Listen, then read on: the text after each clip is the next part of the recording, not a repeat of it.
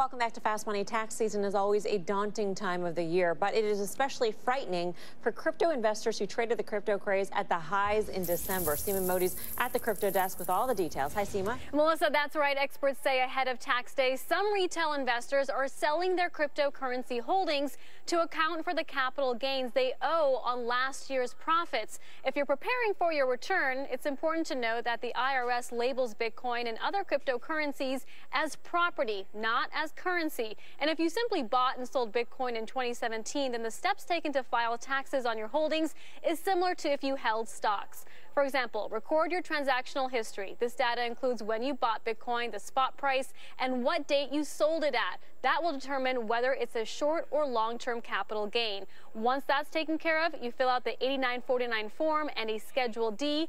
Any expenses accrued from account maintenance can potentially be deducted. Keep in mind, you may be taxed as high as 39% depending on your income bracket. Now, while the guidance from the IRS on cryptocurrencies has been limited, you could be subject to penalties like a sizable fine or a deficiency notice if you do not declare your holdings. In 2016, the IRS requested records from cryptocurrency exchange Coinbase from 2013 to 2015 for Bitcoin holders and found that less than 1,000 people reported their Bitcoin gains. Melissa?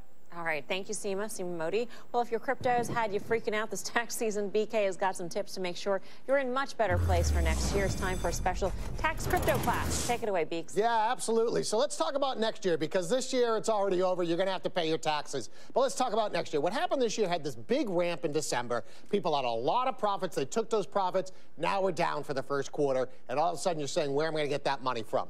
Well, let's take a look at what you should do going forward. We know this is a volatile asset class. We know that there's going to be some taxes to pay. Number one, as you're trading this year, take 30%. Do it maybe once a month, once a quarter. Take 30% of those profits and put it aside in a savings account. You know that that's going to be roughly where your taxes are. Could be a little higher, could be a little lower, but at least you have some side cash on there. Again, very volatile asset class. Number two, to realize crypto-to-crypto trades are taxable. So that means if you take Bitcoin and you buy Ethereum with your Bitcoin, that's a taxable event. A lot of people thought that perhaps only when you take US dollars and buy crypto, then you can buy Bitcoin and Ethereum. That isn't taxable. It actually is a taxable event. At least that's the guidance that I've been giving. So that's very conservative. Better to be that way. And then finally, something that Seema actually mentioned, monitor your short and long-term capital gains. Remember, the tax rates are going to be different. So if you hold something for over a year, you're going to have a lower tax rate than if you're trading it. So as you're buying and selling this year and as you're trading, take that into account when you're thinking about selling something. Do I want to hold this for the next year? Is this a place to sell it? And what is my tax liability going to be? What's the difference going to be? So those three things, as you're trading crypto this year, should keep you going. BK. Yes. Let me ask you a question. Since so many of the holders of Bitcoin are outside of the U.S., I'm thinking that the weight on Bitcoin's price isn't tax related. People have to pay taxes. Are those related at all, do you think? I think there's part of it. Part of it is definitely tax-related selling. You also have had the Telegram ICO, which is a kind of the poster child. That's about $2 billion that otherwise maybe would have gone into Bitcoin that has gone into this ICO. So I think that's also weighing on. So the less buyers, some more sellers, lower price. All right. Thanks for that, Beeks. Yep. Crypto class. All right.